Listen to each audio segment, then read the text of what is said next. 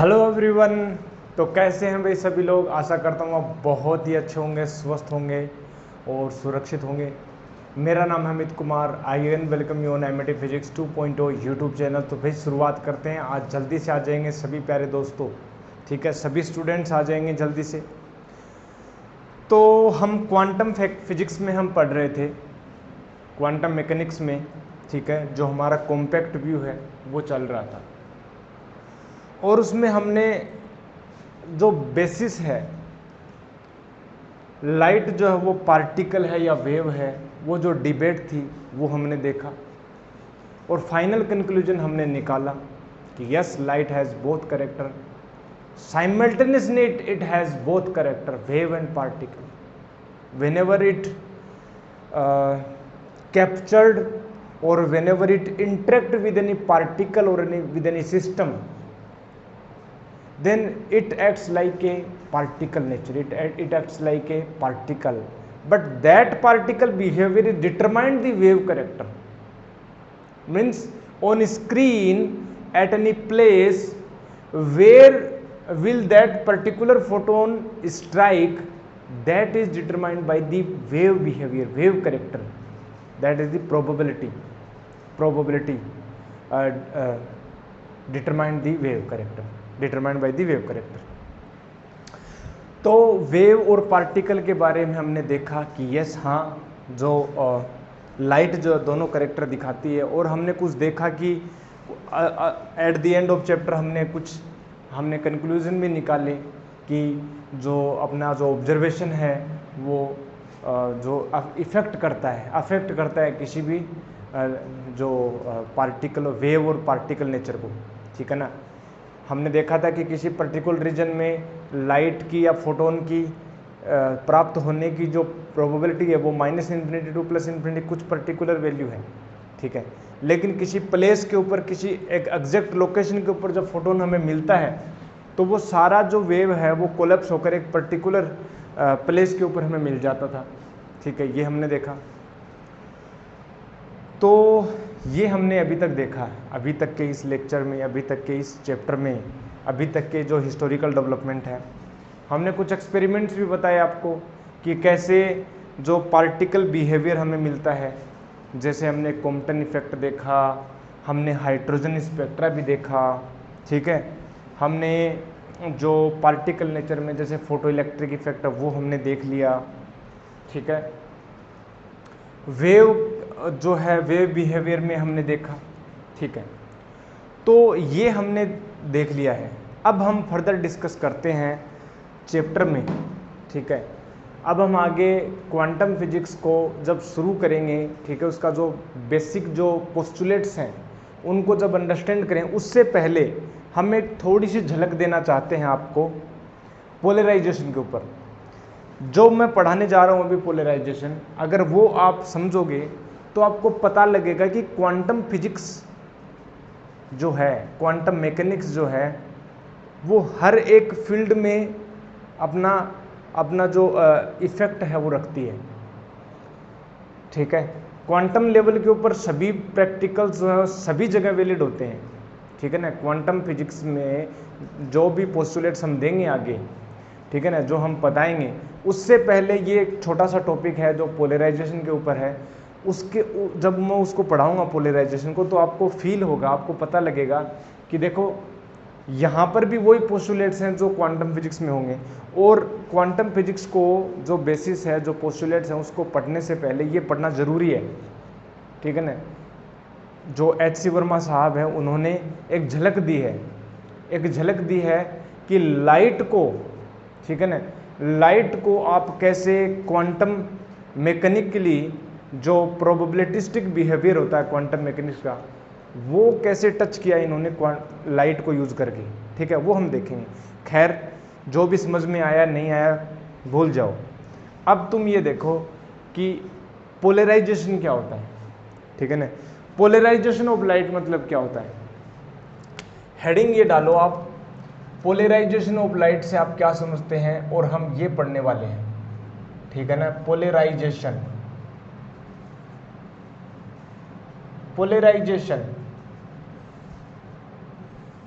क्या मतलब होता है पोलराइजेशन का?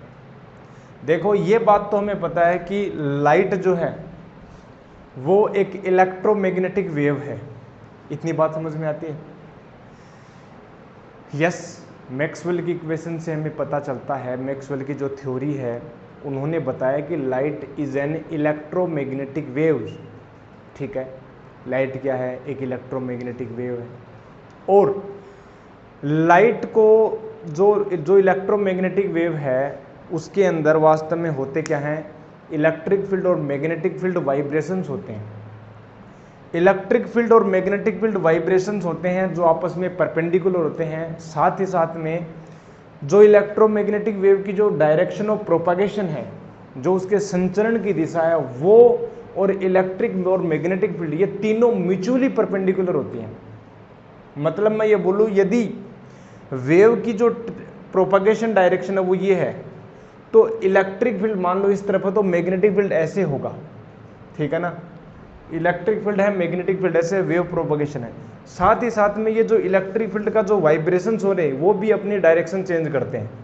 मतलब इलेक्ट्रिक फील्ड ऐसे वाइब्रेट कर रहा है ना, प्रोपगेशन चल रही है, तो लाइट इलेक्ट्रिक फील्ड ऐसे ऐसे वाइब्रेट होता हुआ, ऐसे ऐसे वाइब्रेट होता हुआ, इस मान लो ये एक्स एक्सिस है, ये वाई एक्सिस है, ये जेड एक्सिस है, तो electric field Y Z plane में ऐसे रोटेट करता रहता है। ठीक है, अपनी वाइब्रेशन हर एक डायरेक्शन में वाइब्रेट करता रहता है, हर एक डायरेक्शन में वाइब्रेट करता है, और मैग्नेटिक फील्ड भी वाइब्रेट करता रहता है। ठीक है,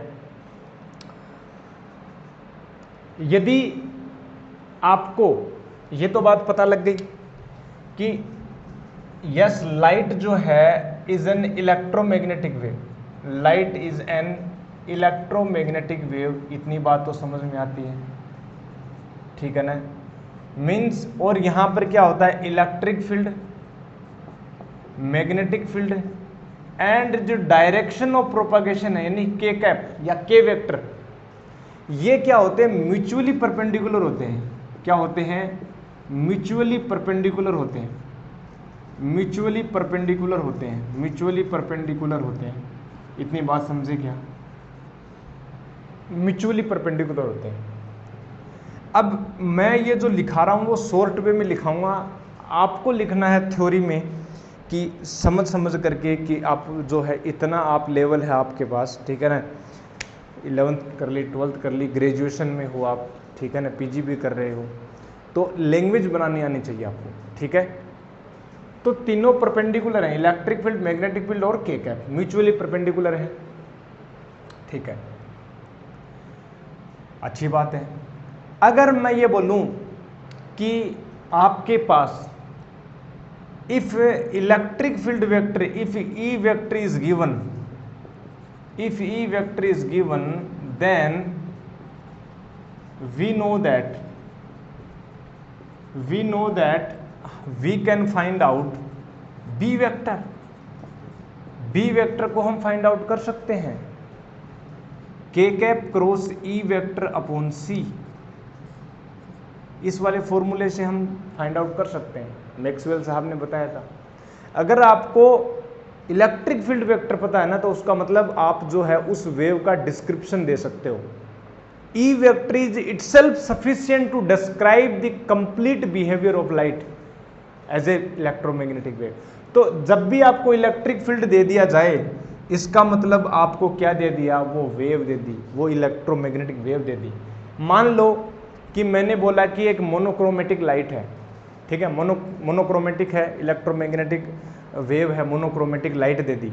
कंसीडर एनी कलर, ठीक है ना। तो let a monochromatic light is given, let a monochromatic light is given, then the equation, ठीक है ना, then by the Maxwell साहब, then the equation of that wave will be, equation of that electromagnetic wave will be, that wave will be, या electromagnetic wave, light wave, that light wave, ठीक है ना, उसकी जो इक्वेशन है क्या मैं ऐसे देता हूँ, E vector is equal to E naught vector, ठीक है ना, अपने पास साइन के एक्स माइनस का ओमेगा टी। ये जो पर्टिकुलर जो वेव की इक्वेशन मैंने बताई, this is that wave that is travelling in the along the positive x axis, along the positive x axis. Velocity कैसे निकालते हैं, स्पीड कैसे निकालते हैं, वेलोसिटी की डायरेक्शन कैसे निकालते हैं, v vector equal to the minus का coefficient of t upon coefficient of x, तो v equal to omega by k आ जाता है, और ये पॉजिटिव आ रहा है, इसका मतलब ये पॉजिटिव एक्स एक्सिस में ट्रेवल कर रही है, मतलब इसकी प्रोपगेशन की जो डायरेक्शन है यानी के कैप जो है वो एक्स एक्सिस में है, इसका मतलब जो इलेक्ट्रिक फील्ड है वो वाई जेड प्लेन में कहीं पर भी हो सकता है, वाई जेड प्लेन में कहीं पर भी हो सकता है। यदि एक्स एक्सिस में वेव ट्रेवल कर रही है तो वाई जेड में इलेक्ट्रिक फील्ड कैसे भी हो सकता है, कैसे भी हो सकता है। तो here electric field can vibrate in any direction of y Z plane. तो इस प्रकार की जो लाइट है ना, लाइट वेव है जिसमें इलेक्ट्रिक फील्ड जो है वाई जेड प्लेन में किसी भी डायरेक्शन में क्या है, वाइब्रेट कर सकता है, वाइब्रेट कर सकता है, ठीक है ना। हियर अब इसी के आगे लिख रहा हूं मैं, इसी के आगे लिख रहा हूं, ज़्यादा झुकना है नहीं अपने को, ठीक है। तो इसके आगे मैं क्या लिखूंगा, here electric field can vibrate in any direction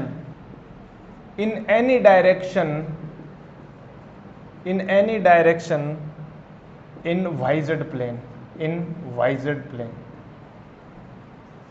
This kind of light wave is called unpolarized light। समझ रहे हो, मतलब जिसमें इलेक्ट्रिक फील्ड के जो वाइब्रेशंस हैं वो रेंडमली किसी भी डायरेक्शन में हो सकते हैं, किसी भी डायरेक्शन में हो सकते हैं, that is called the unpolarised light. But अच्छा, हमारे जो ऑर्डिनरी जो लाइट सोर्स है, जैसे ये बल्ब हो गई, कैंडल हो गई, सोडियम वेपर लैंप हो गया, हाइड्रोजन वेपर लैंप हो गया, सनलाइट हो गई, ये जितने भी जो सोर्स हैं लाइट के, वो वास्तव में अनपोलराइज्ड लाइट ही इमिट करते हैं, वो अनपोलराइज्ड लाइट ही इमिट करते हैं, ठीक है, अनपोलराइज्ड लाइट इमिट करते हैं। तो फिर सर पोलराइज्ड लाइट मतलब क्या? पोलराइज्ड लाइट का मतलब प्यारे दोस्तों वो लाइट होगी जिसमें इलेक्ट्रिक फील्ड की वाइब्रेशन किसी पर्टिकुलर डायरेक्शन में फिक्स्ड हैं, पर्टिकुलर डायरेक्शन में ओरिएंटेड हैं। वो जो if electric field, if the vibrations, ठीक है ना, if the vibrations of E vector, if the vibrations of E vector are constrained, if the vibrations of E vector are fixed, कैसे भी बोलो यार, are fixed along any particular direction, along any particular direction, along any particular direction, along any particular direction, if the vibrations of E vector are fixed along any particular direction, that light wave is called, that electromagnetic wave is called, that electromagnetic wave is called plane, linearly polarized, ठीक है ना, linearly polarized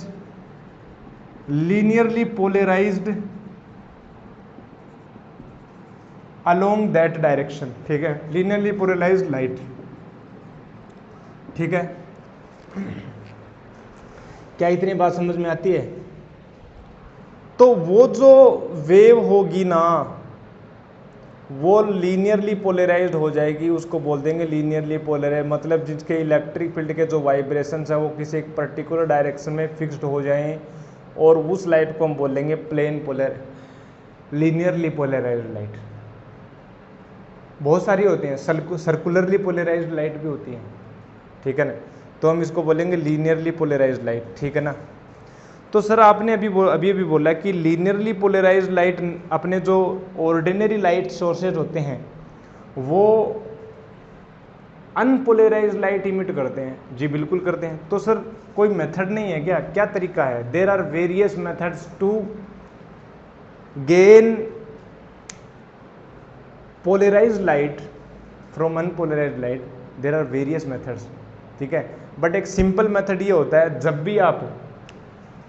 भी आप किसी एक unpolarise light को एक plane mirror ले लो, उस प्लेन मिरर से, ठीक है, उस प्लेन मिरर से कितने एंगल पर जब आप इसको स्ट्राइक कराओ, यानी टेन इनवर्स म्यू, ठीक है, थीटा जो है यदि वो हो जाए टेन इनवर्स म्यू यहाँ पर उस मटेरियल का रिफ्रैक्टिव इंडेक्स हो गया। अगर इस एंगल के ऊपर, ठीक है ना, आप यदि उसको स्ट्राइक करवाओ तो वो जो रिफ्लेक्टेड लाइट होगी वो जो है वो लीनियरली पोलराइज्ड लाइट हमें मिलती है, ठीक है, perpendicular to the incidence plane. जैसे मान लो कि ये अपने पास एक मिरर है, ठीक है ना, यहाँ से ये इसका नॉर्मल हो गया और यहाँ से मैंने एक लाइट रे डाली, ठीक है ना, ये एंगल हो गया। तो जो रिफ्लेक्टेड होगी लाइट रे, ये जो रिफ्लेक्टेड होगी लाइट रे, ये जो होगी लीनियरली पोलराइज्ड होती है, लीनियरली यानी पोलराइज्ड लाइट हो गई, ये लीनियरली पोलराइज्ड लाइट हो गई, ये अनपोलराइज्ड लाइट हो गई, ये थीटा एंगल पर हमने इसको स्ट्राइक करवाया। ये सिंपल तरीका होता है, ठीक है ना। प्लेन मिरर है, ये प्लेन मिरर है, ठीक है ना। अगर मैं इसकी वैल्यू बताऊँ ना, म्यू की इसमें जब हम पुट करते हैं, ठीक है ना, इसकी वैल्यू 57 डिग्री, ठीक है ना, 57 डिग्री ऑफ। तो यदि हम देखें कि यदि थीटा की वैल्यू निकालें तो अप्रोक्सीमेट जो है वो यहाँ पर यदि 57 डिग्री ऑर्डिनरी यदि आप कोई प्लेन मिरर ले रहे हो तो 57 डिग्री पर क्या हो जाता है, ये मिल जाता है अपने को। तो ये एक तरीका हो गया कि plane polarised light, sorry linearly polarised light जो है वो हमें मिल जाए। ओके, ठीक है। तो एक बात तो ये हो गई, लेकिन और भी तरीके हैं क्या? ये जो पोलराइजेशन जो हो रहा है, ठीक है ना, ये तो पता लग गया ना कि ये जो plane polarised linearly polarised light का मतलब क्या है, उनके जो इलेक्ट्रिक फील्ड के वाइब्रेशन से किसी पर्टिकुलर डायरेक्शन में फिक्स्ड हो जाएं, उसी में वो वाइब्रेट करें, तो उसको हम बोलते हैं पोलराइज्ड लाइट, ठीक है, पोलराइज्ड लाइट। और वो डिवाइस जो पोलराइज्ड लाइट को वो इमिट करता है, जो मतलब मैं बोलूँ कि उसको अनपोलराइज्ड लाइट से पोलराइज्ड लाइट में कन्वर्ट करता है, that is called polariser, that is called polariser, ठीक है। तो ये पोलराइजर की तरह काम कर रहा है, तो ये पोलराइजर हो गया। सही बात है कि नहीं? बिल्कुल सर, अच्छी बात लगी। अच्छा, लेकिन सर एक जनरल, हम एक 12th में भी है आपके टॉपिक कि पोलराइजेशन हम पढ़ते हैं निकोल प्रिज्म से पोलराइजेशन। किससे? निकोल प्रिज्म से पोलराइजेशन। तो ये हम क्या देख रहे हैं कि सर ये क्या होता है निकोल प्रिज्म से, है ना, निकोल प्रिज्म से पोलराइजेशन। सर निकोल प्रिज्म का मतलब क्या होता है, हमें बताओगे आप? जी बिल्कुल बताएंगे। निकोल प्रिज्म एक प्रिज्म है, नाम से स्पष्ट, निकोल। जो निकोल प्रिज्म जो है वो अनपोलराइज्ड लाइट को पोलराइज्ड लाइट में कन्वर्ट कर देता है, पोलराइजर है ये। किससे बना हुआ है? एक क्रिस्टल आता है, transparent crystal, that is calcite, ठीक है, उसका बना हुआ होता है। कैसे बनाते हैं वो भी बताएंगे।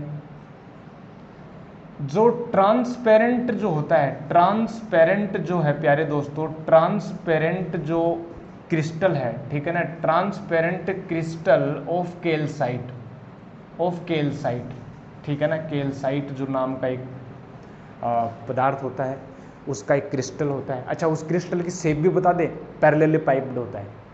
उस क्रिस्टल की जो शेप है ना, उसकी जो शेप है, क्या मैं उसकी शेप भी बता दूं? क्या मुझे बता देना चाहिए?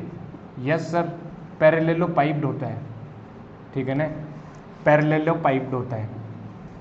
पैरेललोपाइप्ड तुम्हें पता है कैसा कैसा क्रिस्टल होता है पैरेललोपाइप्ड का? क्या मुझे बता देना चाहिए? सर ऐसा होता है कि इनकी जो सभी जो फेसेस हैं वो एक पैरेललोग्राम की तरह एक्ट करती हैं, पैरेललोग्राम की तरह एक्ट करती हैं इनकी सारी फेसेस, ठीक है ना, एक पैरेललोग्राम की तरह एक्ट करती हैं, ऐसे ऐसे एक्ट करती है पैरेललोग्राम की तरह, ठीक है ना। और इसकी जो लेंथ होती है ना वो 3 टाइम्स होती है इसकी विड्थ से। तो इसकी जो लेंथ होती है ना, इसकी जो लेंथ होती है प्यारे दोस्तों, लेंथ जो होती है वो 3 टाइम्स होती है इसकी विड्थ से, ठीक है ना, इसकी विड्थ से। इतनी बात समझ में नॉर्मल बातें हैं, चलो ठीक है। मुझे तो सर आप ये बताओ कि ये निकोल प्रिज्म बनता कैसे है? एक बात बताऊं, अगर इस क्रिस्टल को, इस ट्रांसपेरेंट क्रिस्टल ऑफ कैल्साइट को यदि हम एक पर्टिकुलर डायरेक्शन में विभाजित कर दें, काट दें, और काट करके इसको पॉलिश कर करके जोड़ दें, किससे जोड़ें? एक स्पेशल ट्रांसपेरेंट सीमेंट आती है जिसको बोलते हैं कनाडा बेल्सम, कनाडा बल्सम नाम का वो सीमेंट होती है, यदि हम उसको जोड़ दें तो वो बन जाता हमारे पास निकोल प्रिज्म। कैसे सर? मुझे नहीं पता। इसको जब हम टॉप व्यू देखें ना इसका, तो ऐसा करते हैं, कुछ ऐसा सा करते हैं, देखो जरा, हम ऐसा सा करते हैं, कैसा? कुछ ऐसा। हम इसको ब्रेक करते हैं, इस डायरेक्शन के अलोंग हम इसको ब्रेक कर देते हैं। क्या मैंने कर दिया ब्रेक? और ब्रेक करने के बाद में मैंने इसको पॉलिश करके इसको यहाँ पर जो मैं जो डार्क लगा रहा हूँ ना, जो डार्क दिखा रहा हूँ, ये जो लाइन डार्क कर रहा हूँ, ये क्या है? चिपका रखा है मैंने। किससे चिपका रखा है? कनाडा बाल्सम सीमेंट से मैंने इसको चिपका रखा है, ठीक है ना, ये अपने पास, ठीक है ना, यस, कनाडा बाल्सम, ठीक है, ये अपने पास चिपका रखा है मैंने। ओके, तो ये जो अपने पास जो बनता है, this is called Nicol prism. अब ये निकोल प्रिज्म कैसे हेल्प करता है हमें पोलराइज्ड लाइट को आउट इमिट करने में? पोलराइज्ड लाइट कैसे मिलती है हमें? देखो अभी बताते हैं पोलराइज्ड लाइट कैसे मिलते हैं, इससे पोलराइज्ड लाइट कैसे मिलती है, ठीक है, वो बता दें? बिल्कुल बता दें सर, बिल्कुल बता देंगे। चलो, जब एक अनपोलराइज्ड लाइट को इस कनाडा बाल्सम वाले से परपेंडिकुलरली जब हम डालते हैं, इसके ऐसे परपेंडिकुलर, ठीक है ना, ऐसे परपेंडिकुलर जब डालते हैं तो होता क्या है?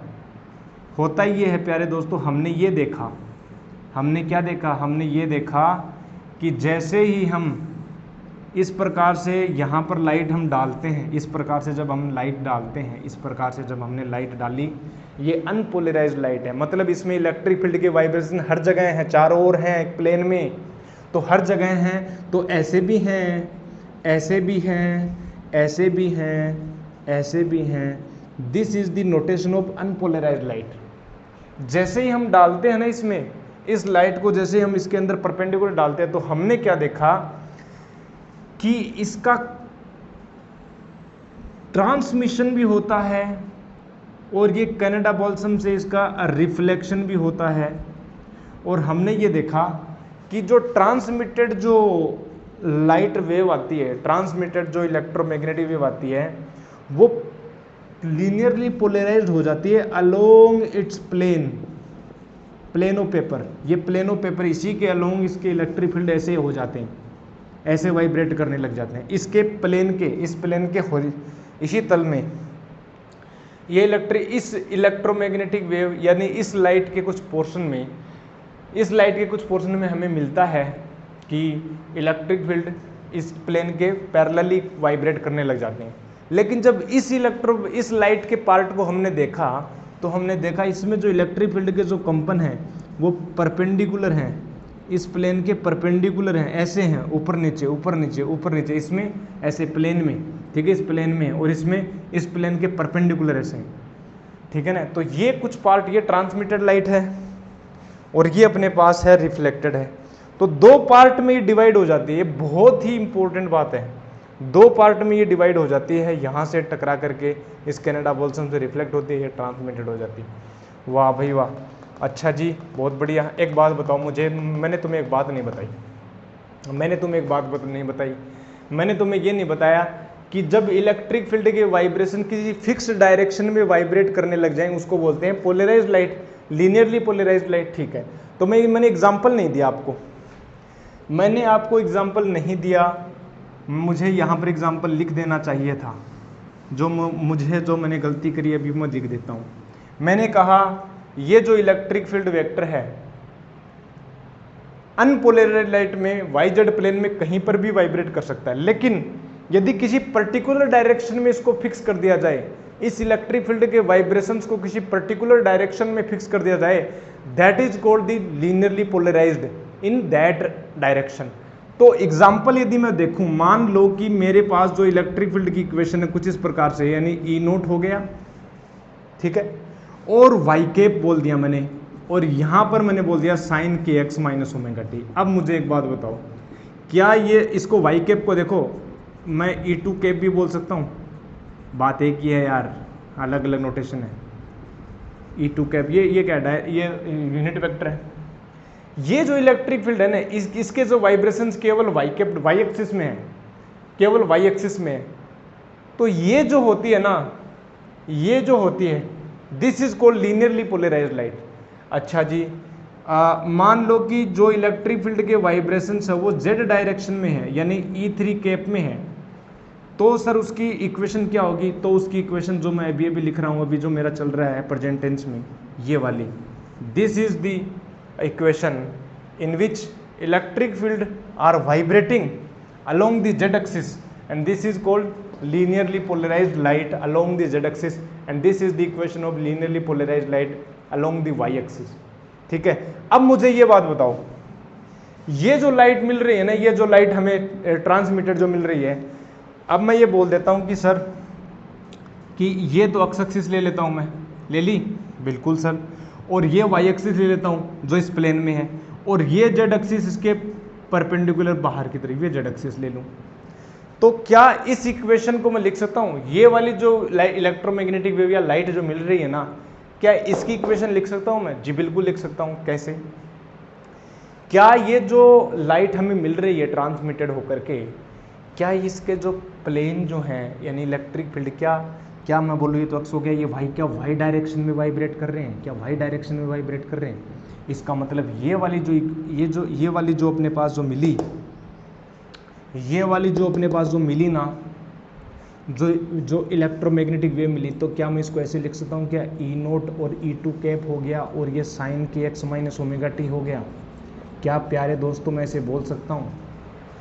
बिल्कुल सर। अच्छा, ये जो प्लेन के परपेंडिकुलर वाइब्रेशन है, तो क्या ये जेड एक्सिस में है? तो क्या ये इक्वेशन, क्या यही इक्वेशन होगी?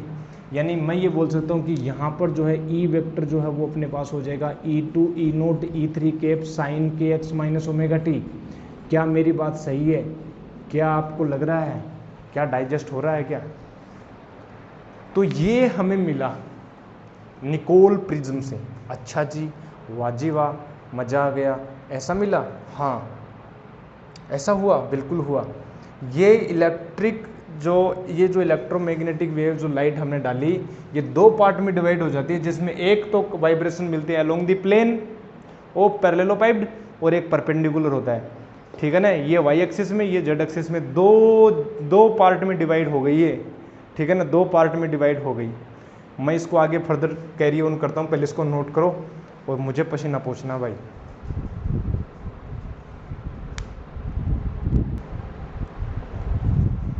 तो ठीक है, हमने ये देखा, क्या देखा कि जब एक अनपोलराइज्ड लाइट को निकोल प्रिज्म से पास करवाया जाए, ठीक है, उसको उसके अंदर से गुजारा जाए, वो बेचारी अपनी चल रही थी, अपनी धुन में चल रही थी, लेकिन बीच में निकोल प्रिज्म रख दिया हमने, निकोल प्रिज्म हमने रख दिया, डिस्टर्ब कर दिया उसको, निकोल प्रिज्म रख दिया, रखते ही दो पार्ट में वो डिवाइड हो जाती हैं।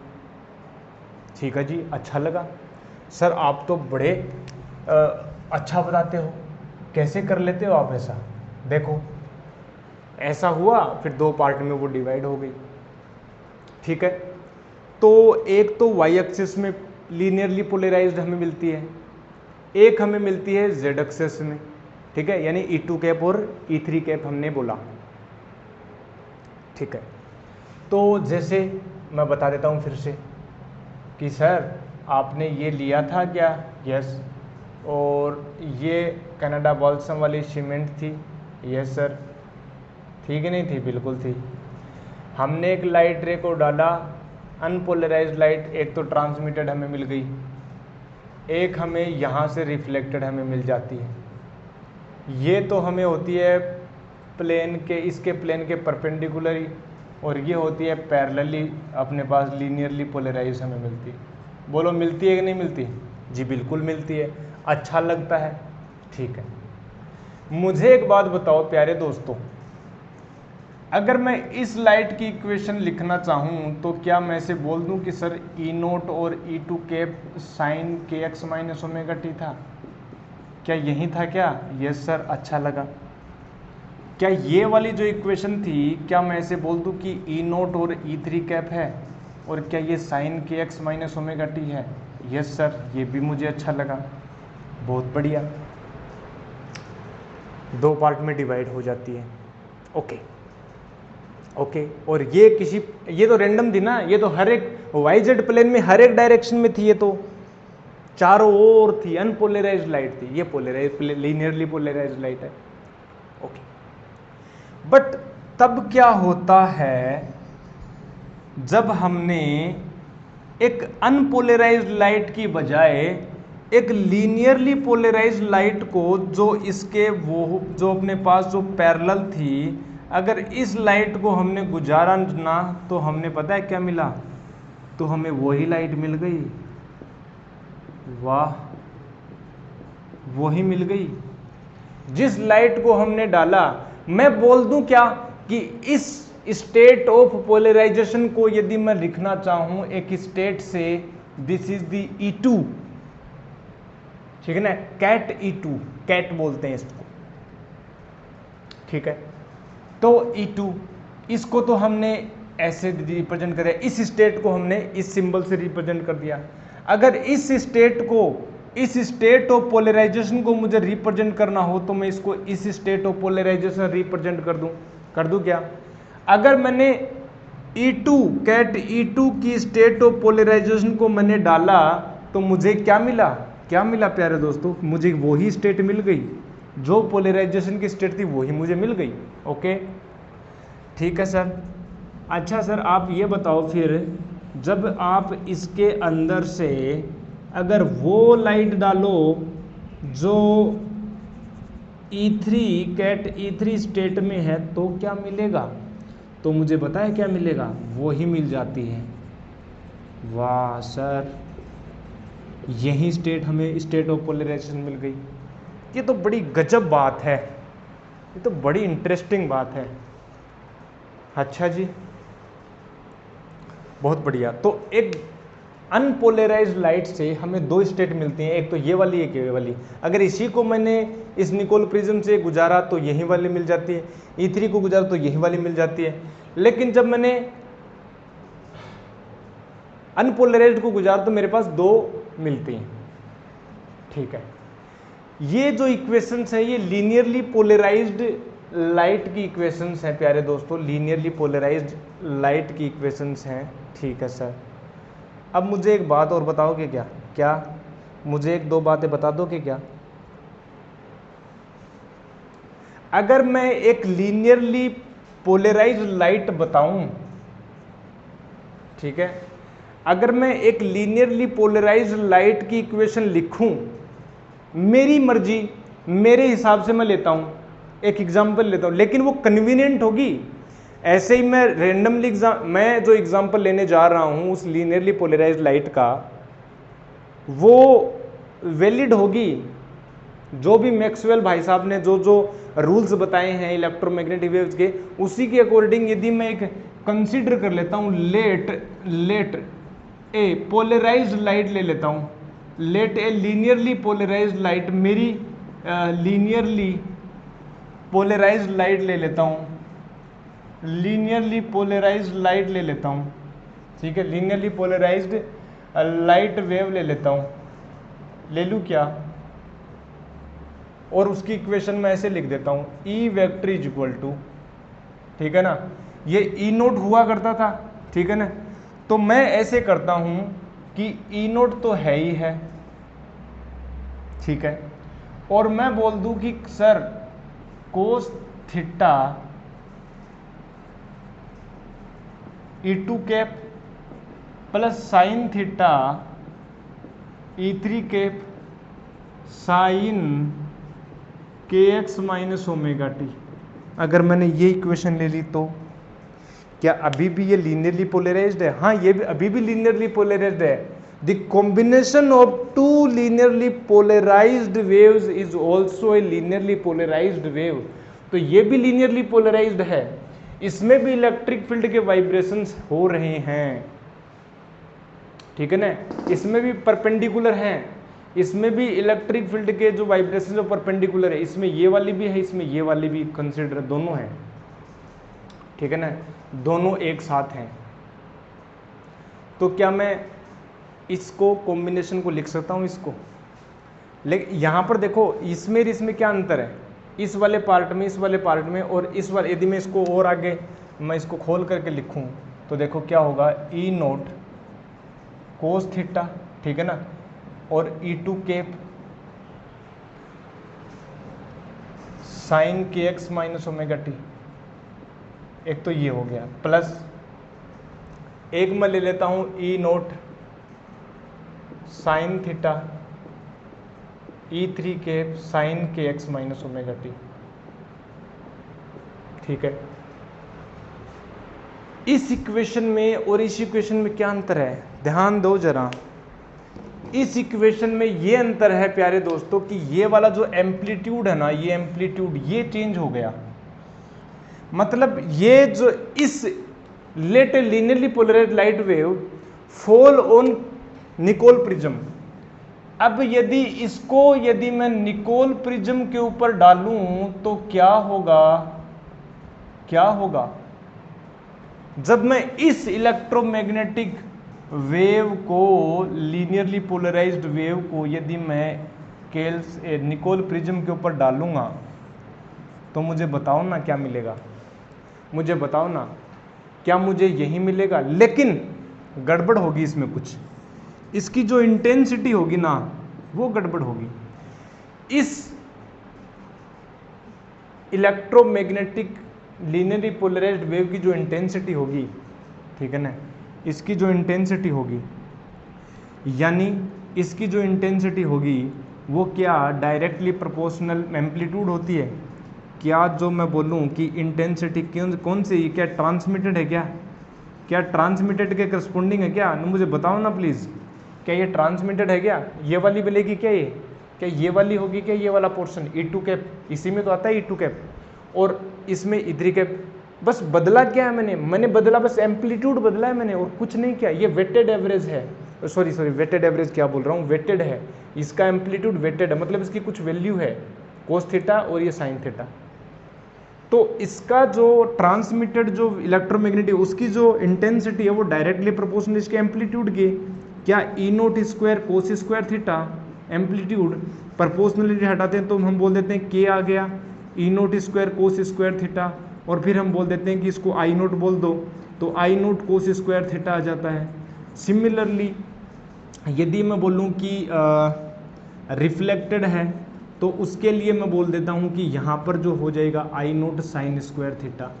बस ये फ़र्क है, इसकी जो इंटेंसिटी है वो आई नोट कोस स्क्वायर थीटा के इक्वल है, इसकी आई नोट साइन स्क्वायर थीटा के। क्या इतनी बात समझे क्या? क्या इतनी बात समझे? क्या इतनी बात समझे? यस, बिल्कुल अच्छा लगा। एक सेकंड रुकना जरा।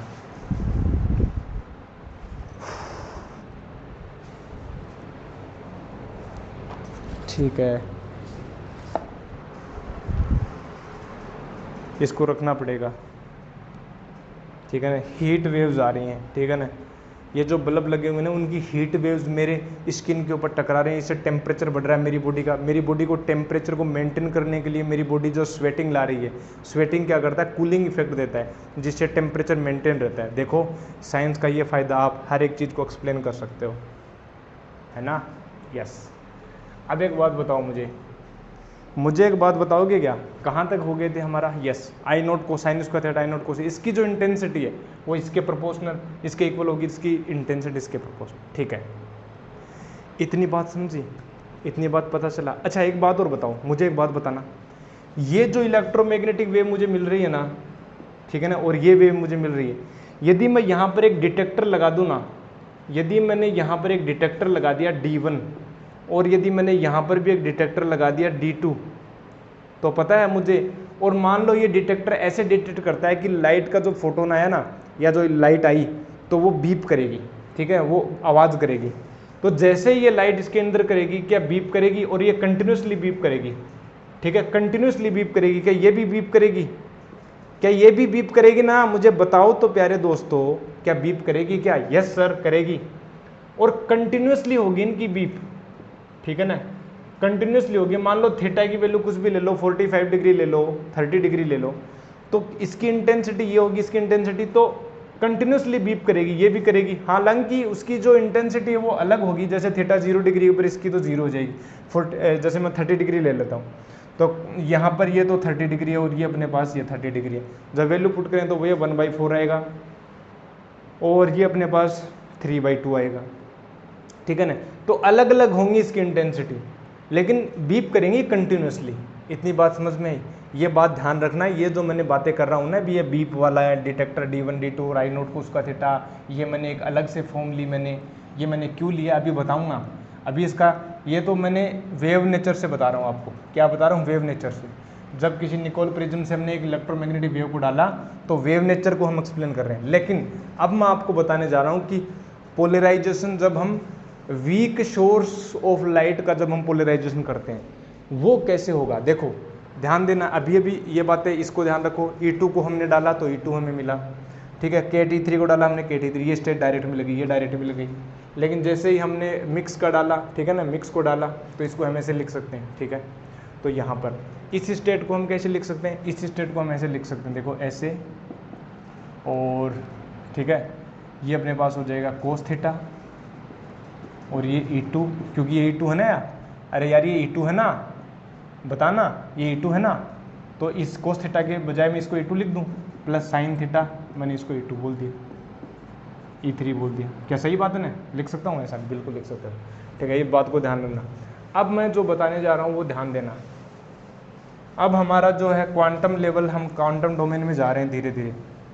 मैं अब जाने वाला हूँ क्वांटम डोमेन में। हम पोलराइजेशन कर रहे हैं विद वीक लाइट सोर्स, हम पोलराइजेशन बताने जा रहे हैं विद वीक लाइट सोर्स, यानी अब हम बात करेंगे पोलराइजेशन तो करेंगे हम, ठीक है ना, पोलराइजेशन तो हम करेंगे, पोलराइजेशन विद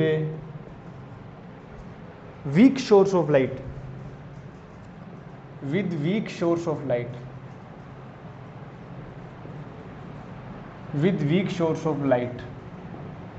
अच्छा, लाइट का वीक सोर्स का मतलब क्या है सर? बहुत ही डिम है लाइट, ठीक है ना, बहुत ही डिम है, इंटेंसिटी बिल्कुल भी नहीं उसकी, बहुत बहुत बहुत वीक सोर्स हमने लिया, बहुत बहुत हमने वीक सोर्स हमने लिया, ठीक है, हमने बहुत बहुत वीक सोर्स हमने लिया। और अब हम क्या देखते हैं प्यारे दोस्तों, बहुत ही अलग, कुछ अलग होने वाला है।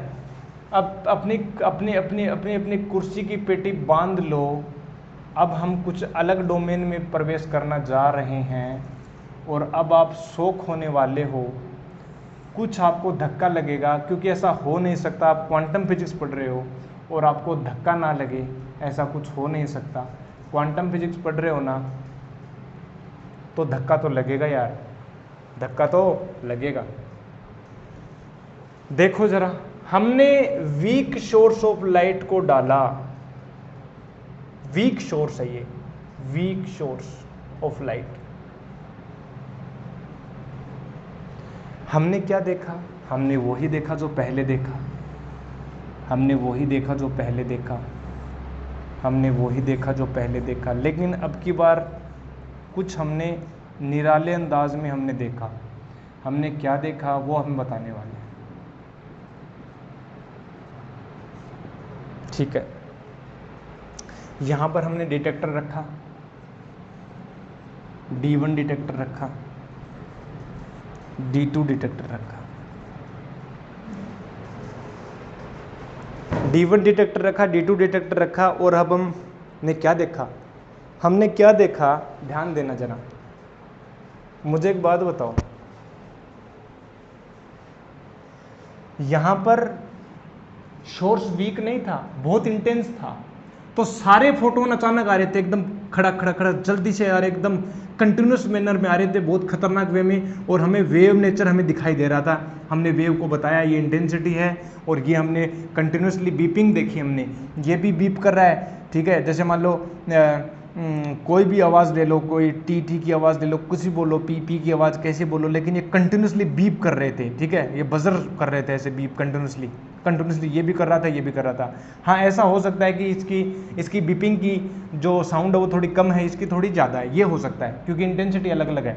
तो ये हो रहा था, कंटिन्यूसली हो रहा था, ये देखो जरा, कंटिन्यूसली हो रहा। लेकिन हमने क्या देखा, जब हमने वीक सोर्स को लिया ना, हमने क्या देखा प्यारे दोस्तों, कभी D1 बीप कर रहा था, कभी D2 बीप कर रहा था, कभी D2 बीप कर रहा था, कभी D1 बीप कर रहा था, but they were not continuous नहीं कर रहे थे। आइदर D1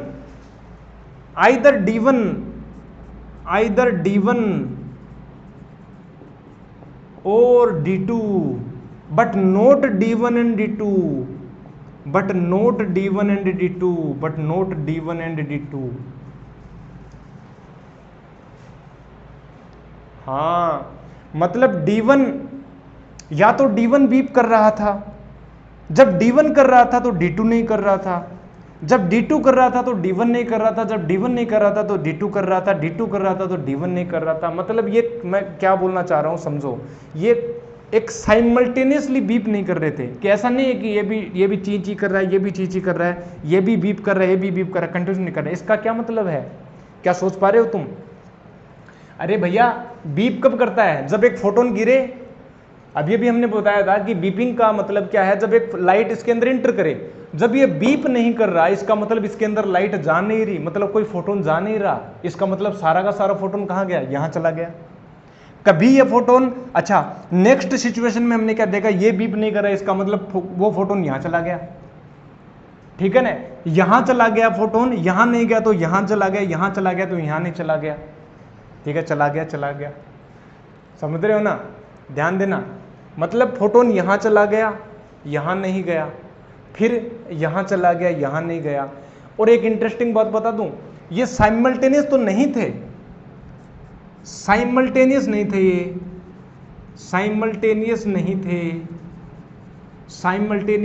थे। दूसरी बात, कंटिन्यूस भी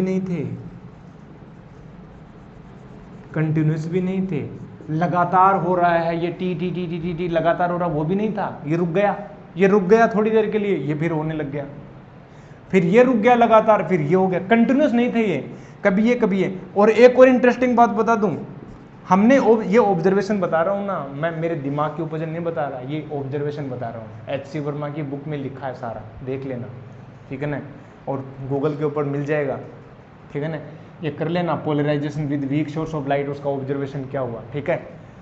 फिर हमने क्या देखा, फिर हमने ये देखा ना, हमने क्या देखा प्यारे दोस्तों, हमने ये देखा कि हाँ ये हो रहा था, बिल्कुल अच्छा लगा, बहुत अच्छा लगा, बहुत हम खुश हो गए थे। फिर क्या हो गया, फिर हमने ये देखा प्यारे दोस्तों कि इसके बीप की जो नंबर ऑफ बीप्स हैं, ठीक है ना, D1 के जो नंबर ऑफ बीप्स हैं, ठीक है ना, number of beeps of D1 directly proportional थे किसके सर? ये कोस स्क्वायर थीटा के प्रोपोर्शनल थे। और number of beeps of D2 जो थे वो डायरेक्टली प्रोपोर्शनल थे सर साइन स्क्वायर थीटा के। ओ हो, अच्छा ये स्टेट क्या थी? क्या ये स्टेट E2 थी? हाँ सर। क्या ये स्टेट E3 थी? हाँ सर। एक बात बताओ जरा, ये देखो तो सरा, अरे ये तो देखो कितने नंबर ऑफ बीप्स D1 में होंगे, that is determined by the wave character, that is determined by the wave character, oh my god, ये कैसे हो रहा है सर? है तो पार्टिकल तरह का बिहेवियर, फोटोन आया फिर नहीं आया, एज ए मतलब कंटिन्यूस नहीं आ रहा है, एनर्जी कंटिन्यूस नहीं आ रही, एक लंप्स में आ रही है, ठीक है, एक पैकेट में आ रही है, टुकड़ों में आ रही है, कभी आई कभी नहीं आई, कभी आई कभी नहीं आई, फिर रुक गई, फिर आई, फिर रुक गई, ठीक है ना। लेकिन ये जरूर पता है कि जो नंबर ऑफ बीप्स हैं वो डायरेक्टली प्रोपोज कोस स्क्वायर थीटा के हुए, ओहो हो, और यही जो इंटेंसिटी है वो वेव ये वेव करेक्टर है, ये वेव करेक्टर, वेव बिहेवियर देखो कोस स्क्वायर थीटा इंटेंसिटी, और यहाँ पर भी इसका मतलब जो फोटोन कहाँ पर जाएगा, फोटोन कितना जाएगा या फोटोन के जाने की प्रोबेबिलिटी कितनी होगी, वो वेव करेक्टर डिफाइन कर रही है। देखो ये वेव करेक्टर ही तो है भाई साहब, क्या ये वेव नहीं है क्या, क्या ये वेव नहीं है क्या, और ये पार्टिकल नहीं हो गया क्या, तो पार्टिकल का बिहेवियर वेव से डिटरमाइन हो रहा है। This is called the wave particle existence simultaneously in electromagnetic wave light. और यही तो हम बता रहे थे, इतने दिनों से हम यही तो बता रहे थे। अच्छा जी, बहुत बढ़िया। एक और बात बता दूं तुम्हें, ये तो चलो ठीक है, नंबर ऑफ बीप्स हो गए मतलब प्रोबेबिलिटी, ठीक है ना। ये इस स्टेट में, इस स्टेट ऑफ पोलराइजेशन मिलने की प्रोबेबिलिटी कितनी है, मतलब इस D1 में कितने नंबर ऑफ बीप्स होंगे, या मैं बोलूं इस स्टेट में मिलने की प्रोबेबिलिटी कितनी है, that is directly proportional to cos square theta, that is directly proportional to cos square theta, that is directly proportional to cos square theta. इसका मतलब मैं क्या बोल सकता हूं, हमारे पास एक स्टेट थी E, और इसको हम ऐसे लिख सकते थे कोस थीटा प्लस हमारे पास ये थी E3 और साइन थीटा। इस स्टेट में मिलने की प्रोबेबिलिटी दैट इज, मतलब मैं बोलूं कि ये P2, ठीक है ना, इस स्टेट में मिलने की जो प्रोबेबिलिटी है ना, क्या P2 में मिलने की जो प्रोबेबिलिटी है वो जो है डायरेक्ट प्रोबेबिलिटी जो है वो क्या है, कोस स्क्वायर थीटा के इक्वल है क्या, और जो P3 में मिलने की जो प्रोबेबिलिटी है वो क्या साइन स्क्वायर थीटा है क्या। क्या सही बात है क्या? जी बिल्कुल सर, अच्छी लगा मुझे ये बातें, आपकी ये बातें अच्छी लगी मुझे। ये डायरेक्टली प्रोपोर्शनल, ये इक्वल है क्या, इसकी प्रोबेबिलिटी, मतलब हमने लाइट हमने डाली, तो इस लाइट में दो रिजल्ट्स हैं, या तो ये स्टेट या ये state. This particular state we will get after the measurement, ठीक है ना। दिस स्टेट मीन्स E2, ये स्टेट मिलने की प्रोबेबिलिटी कितनी है, that is equal to cos square theta. या तो ये मिलेगी या ये मिलेगी। लेकिन एक और बात बता दूं कि हम ये नहीं बता सकते कि एग्जैक्ट यही स्टेट मिलेगी, हम उसकी प्रोबेबिलिटी बता सकते हैं केवल। ये बात ध्यान से नोट करना मेरी, किसी भी पर्टिकुलर स्टेट के मिलने की हम केवल प्रोबेबिलिटी बता सकते हैं, हम यह नहीं बता सकते कि अमुक स्टेट पक्का मिलेगी। केवल प्रोबेबिलिटी, इतने परसेंटेज चांस है भाई साहब मिल सकती है, पता नहीं है मिलेगी कि नहीं मिलेगी। एक पर्टिकुलर एक्सपेरिमेंट में वो मिल गई, अगले वाले सेम एक्सपेरिमेंट में वो नहीं मिलेगी, हो भी मिल भी सकती, नहीं भी मिल सकती। ये बहुत इंपॉर्टेंट बात है, इसको पकड़ करके मुंह में डाल करके पी जाओ, और पी करके डाइजेस्ट हो करके जो अपनी जो स्मॉल इंटेस्टाइन है उसमें से ऑब्जॉर्व होकर तुम्हारे ब्रेन में फीड होनी चाहिए सारी चीज़ें। मतलब किसी पर्टिकुलर स्टेट में मिलने की, यानी इस स्टेट में उस लाइट के मिलने की या फोटोनों के मिलने की या उस स्टेट में मिलने की जो प्रोबेबिलिटी है वो हम केवल बता सकते हैं। वो ये नहीं बता सकते कि ये मिलेगा ही मिलेगा, ये मिलेगा ही मिलेगा, ये नहीं बता सकते। लेकिन यदि मैं वो लाइट डालूं, यदि मैंने E2 स्टेट ही डाली, सपोज करो मैंने ये वाली लाइट न डाल करके केवल मैंने E2 स्टेट डाली, तो भाई साहब पता ही है वो E2 ही मिलेगी, तो पता ही है E2, तो 100% चांसेस है वो E2 मिलेगी। जब मैं ये हो कब रहा था, जब मैं ये स्टेट वाली लाइट हम डाल रहे थे इसमें निकोल प्रिज्म में, तो हमें ये भी मिल सकती, ये स्टेट भी मिल सकती, ये स्टेट भी मिल सकती है। इस स्टेट में मिलने की प्रोबेबिलिटी कोस स्क्वायर थीटा है, इस स्टेट में मिलने की प्रोबेबिलिटी साइन स्क्वायर थीटा है। लेकिन कौन सी स्टेट मिलेगी पक्का नहीं पता। लेकिन मैं ये बोल रहा हूं यदि मैंने E2 स्टेट ही डाली तो ये पक्का ही पता है वो तो यही मिलेगी। These states are called pure states, यानी E2 एंड E3 ये जो स्टेट्स है ना इनको बोलते हैं प्योर स्टेट्स। ठीक है ना, इनको बोलते हैं प्योर स्टेट, मतलब यही मिलेंगी, अगर ये मैंने डाल दी तो यही मिलेगी। और दोनों को जो मैंने सम करके, ठीक है, मैंने इनको मिक्स वे में लिखा, this state is not pure state, this state is the mixture of these pure states, ठीक है ना। तो ये अपने पास था ये बातें, ये तो थे क्वांटम फिजिक्स, ये अभी हम बताएंगे आगे, ठीक है ना। अच्छा एक बात बताओ, ये इतनी बात समझ में आ गई ना। समरी हम क्या लिख सकते हैं, समरी हम क्या लिख सकते हैं, समरी हम क्या लिख सकते हैं, समरी। अच्छा ये जो स्टेट थी ई वाली, ठीक है ना, ये मिक्सर स्टेट, ये जब हमने डाली तो ये भी मिल सकती है, ये भी मिल सकती है, ठीक है। लेकिन जैसे ही मैंने ऑब्जर्व करके ये मिली E2, तो पक्का ये E2 में कन्वर्ट हो गई, यानी ये E2 में कन्वर्ट हो गई, ये स्टेट हमें E2 में कन्वर्ट हो गई, ठीक है ना। इसका मतलब लाइट की एक पर्टिकुलर स्टेट थी पहले बिफोर ऑब्जर्वेशन, जैसे हमने ऑब्जर्वेशन किया, जैसे हमने ये वाला निकोल प्रिज्म को हमने रखा, तो ये स्टेट बदल करके दूसरी स्टेट में हो गई, मतलब इस स्टेट की जो पर्टिकुलर जो बिहेवियर है वो चेंज होकर के दूसरी स्टेट में बदल गई। इसीलिए बोलते हैं कि measurement affect the state of any system. System की स्टेट को मेजरमेंट ग्रेटली अफेक्ट करता है। क्या मैं देख पा रहा हूँ, क्या मैं देख पा रहा हूँ कि ये स्टेट जो इस स्टेट में बदल गई, ये कैसे हुआ? क्योंकि मैंने एक एक्सपेरिमेंट कंडक्ट किया, मैंने मेजरमेंट किया, मैंने मेजरमेंट किया, ठीक है, मैंने ऑब्जर्वेशन किया। जब भी आप किसी चीज़ को ऑब्जर्व करते हो तो उसकी स्टेट चेंज हो जाती है। ये क्वांटम डोमेन में एक फंडामेंटल लॉ है, गांठ बांध लो।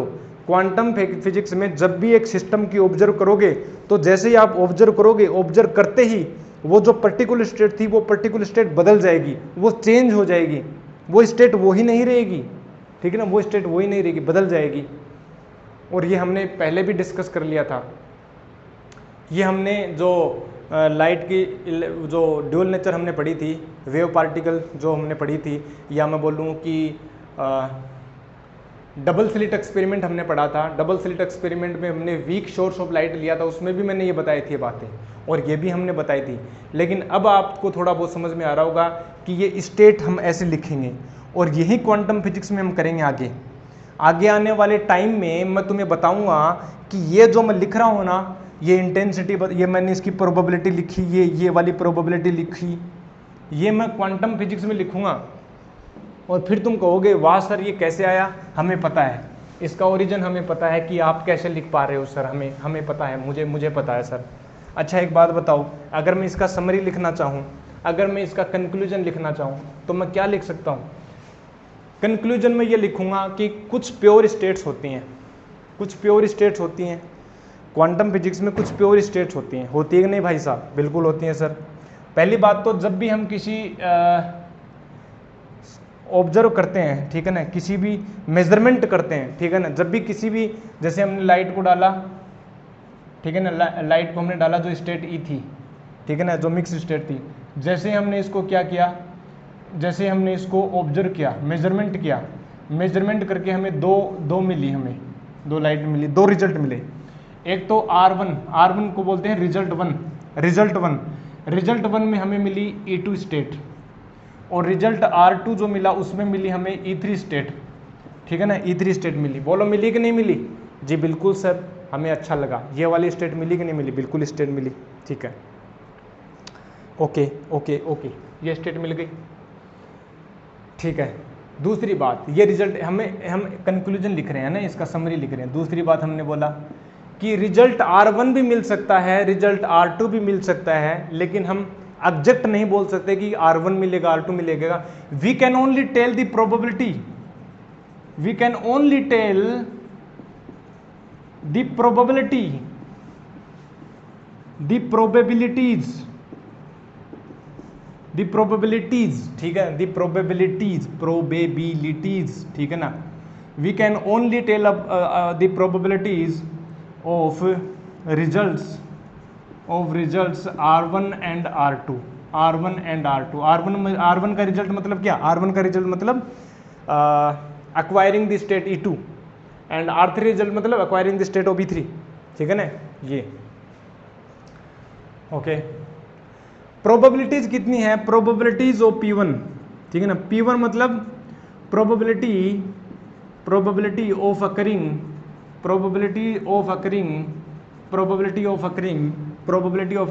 R1 result is equal to cos square theta and P2 means the probability of occurring R2 result that is sine square theta के इक्वल हुई थी कि नहीं हुई थी? बिल्कुल सर, अच्छा लगा। किसी भी क्वांटम सिस्टम को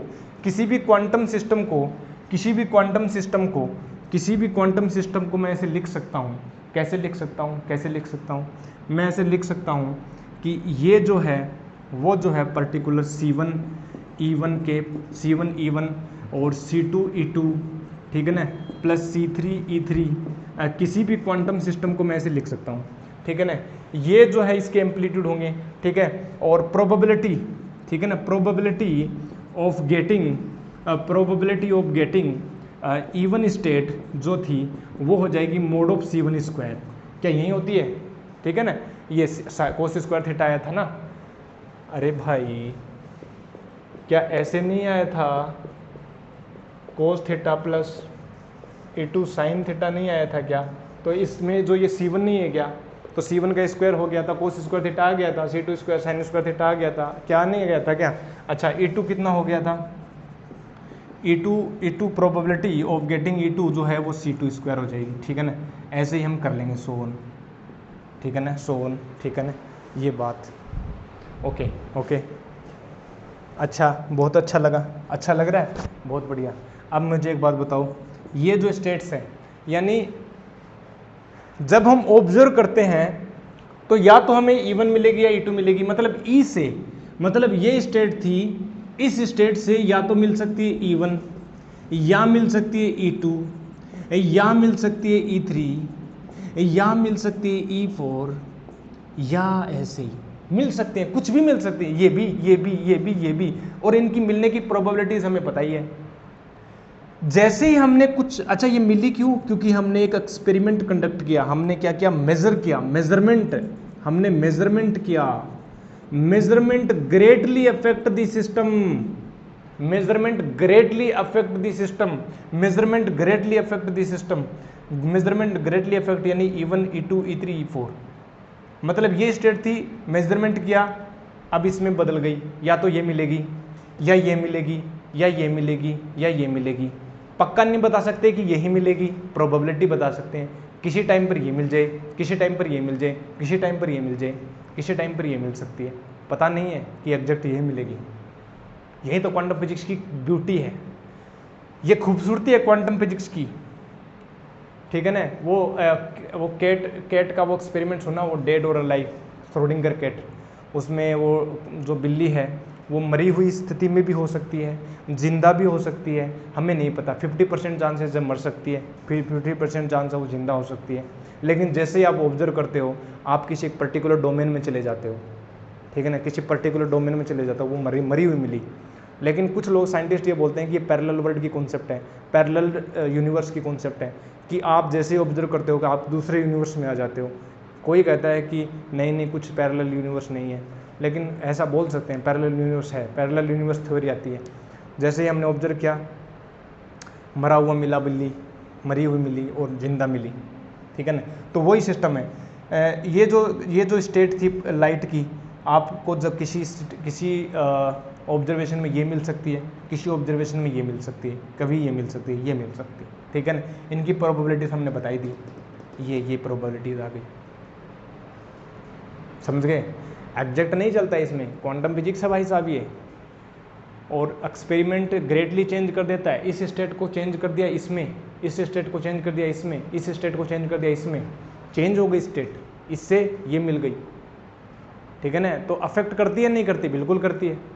सिस्टम को ग्रेटली अफेक्ट करता नहीं करता? मेजरमेंट करता है, बिल्कुल करता है। एक बात बताओ, मैं एक जनरल ऐसे ही रफली एग्जांपल लेता हूँ, ऐसा एग्जांपल नहीं है कि आप ये बोल सकते हो कि सर वाह बढ़िया एग्जांपल है, ऐसा नहीं। जैसे मैं बोलूँ कि एक बच्चा खेल रहा है, 10 साल का बच्चा अपनी मस्ती में खेल रहा है बगीचे में, बढ़िया, कभी इधर जा रहा है, कभी उधर उछल रहा है, कभी फुटबॉल को ये मार रहा है, कभी वो मार रहा है, कोई नहीं है उसके पास ऑब्जर्व करने वाला। जैसे ही आप आओगे एज ए पेरेंट, जैसे आप उसको देखोगे ऐसे ऑब्जर्व करोगे, तुरंत उसकी स्टेट बदल जाएगी। वो पहले उछल रहा था, कूद रहा था, वो अपनी मस्ती में था, वो जॉयफुल था, लेकिन जैसे ही आपने उसको ऑब्जर्व किया, ऑब्जर्व करते ही वो देखेगा हाँ कोई आ गया है, और अपनी स्टेट को बदल लेगा। तो आपका मेजरमेंट उसको क्या कर दिया, चेंज कर दिया ना, उसकी स्टेट चेंज कर दी ना, यही बात है, यही बात है। ऑब्जर्वेशन चेंज कर देता है एक पर्टिकुलर सिस्टम की स्टेट को। ये मैंने कंक्लूड किया इस चैप्टर को, इस छोटे से चैप्टर को। अब मैं बताऊंगा आगे आपको, ये तो हो गया, ये तो हो गया। अब मैं आगे आपको बताने वाला हूँ, मैं आपको आगे बताने वाला हूँ, क्या बताने वाला हूँ, अब हम आगे चलेंगे मैटर वेव के ऊपर, मैटर वेव के ऊपर चलेंगे, फिर हम क्वांटम फिजिक्स में घुस जाएंगे, ठीक है ना। ये घुसने का प्रयास ही है, ये जो बता रहे हैं वो क्वांटम फिजिक्स में घुसने का प्रयास ही है, अभी घुसे नहीं है, चल रहे हैं धीरे धीरे, ठीक है, स्टे ट्यून, ठीक है। तो मैं मिलूंगा आपको नेक्स्ट लेक्चर में प्यारे दोस्तों, ठीक है, कोई डाउट हो तो मुझे पूछ लेना। I will meet you next lecture, तब तक के लिए क्या करना है, stay healthy, stay happy and keep taking healthy food, do more and more outdoor activities. I will meet you next lecture, तब तक के लिए थैंक यू वेरी मच।